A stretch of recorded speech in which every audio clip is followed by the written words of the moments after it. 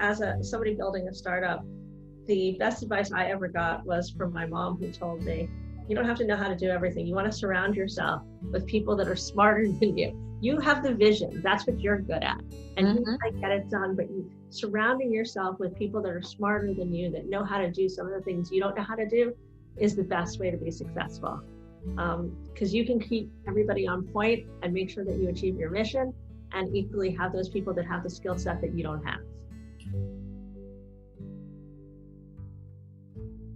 And so as a manufacturer, our very first responsibility is to keep our people safe. Right? So I think that was something that we really had to go through and take care of. It was real. It was like making sure that people don't fall sick, people don't literally don't die, right? Sometimes you just kind of have to take a leap of faith and jump before you actually know that the ground is not going to hit you on the way down. So I think David described startups once to me as jumping off a cliff and building a plane before you crash. Effectively what you're doing, you have so much money and so much time, and you have to get those pieces working together before you hit the ground. I was confident that, I had the abilities to make this work, like take this concept, make it into an actual product and make it into an actual company. And I think I had the reassurance in the back of my mind that, food industry is not going anywhere. Everyone needs to eat. So like I said, worst comes to worst, if for some reason Jack and Fringe totally bombed, there was always an industry position to go back to. And I didn't want the fear of failure to really hold me back on, taking this leap of faith.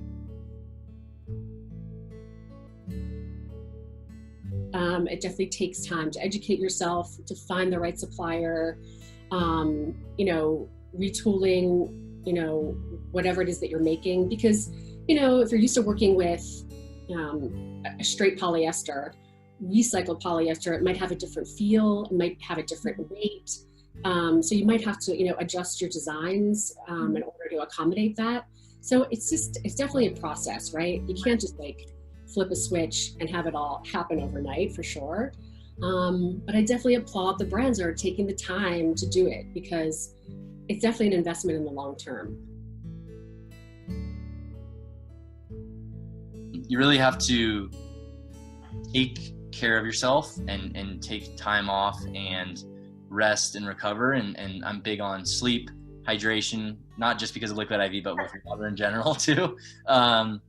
Sleep, hydrate, and just rest and get off of digital and get off your phone, and when you can, and get off social media and things like that, when you can, and be out in nature.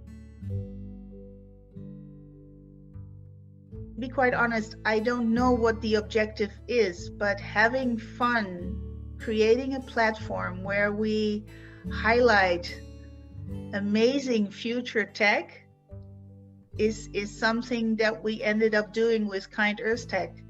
And we're both in the middle of a network of people that want to change the world and make it a better place, create better food, tasty food, healthy food, amazing food, without a horrible footprint.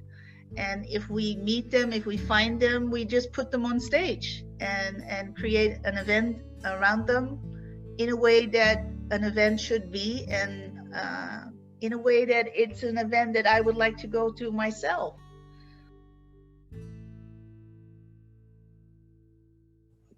Just this way in which I enjoy learning about new cultures. I don't really believe you can truly have empathy. You can't really affect leadership and really help people, achieve and develop to be the best that they could be without having an understanding of where people are coming from.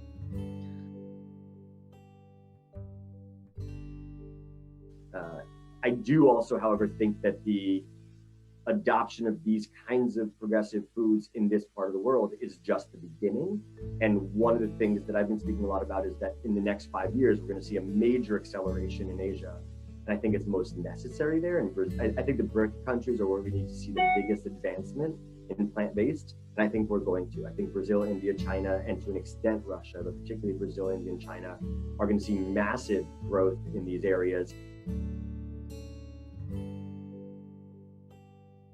You know, the biggest thing I think that holds people back is when you're looking to launch a new business, or even you've launched a business and then you want to take it to the next level. It's really about having the clarity on that number one part of you that is most unique, and then having a roadmap to follow to actually build your success.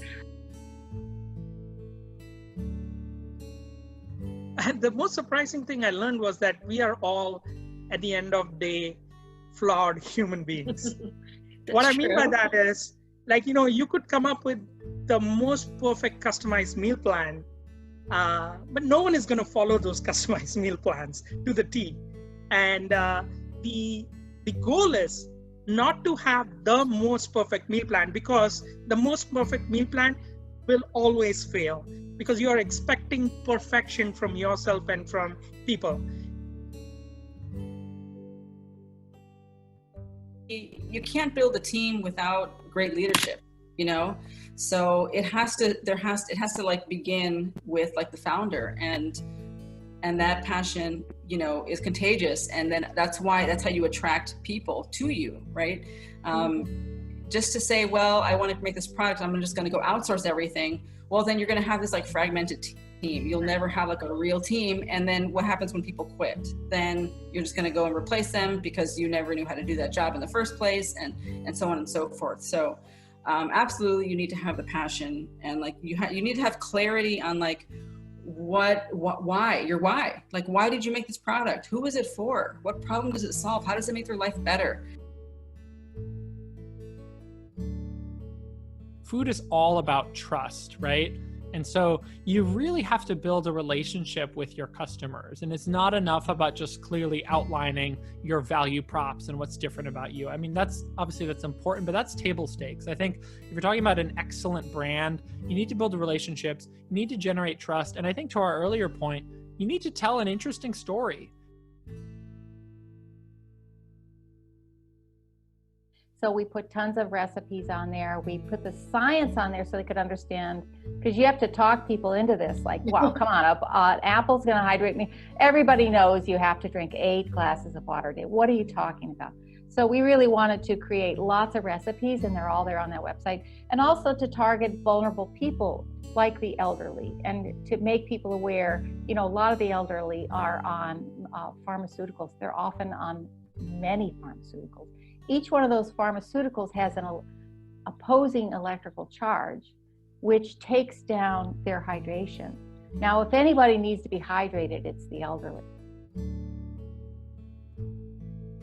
It starts with children. I mean, if you give children the opportunity to visit the farm and to have some exposure to a real farm life, a real farm experience, and that's something which is quite interesting in Switzerland. We have a lot of school classes, they visit farms, maybe for one day or even for 1 week.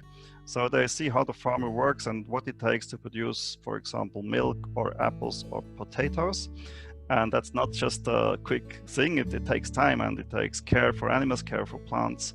And that's something I think to start with children is a good choice, but also to help people to better understand what it takes to produce food. And that's all about communication, information, and there I see a big task for farmers also to reach out to people and to communicate proactively.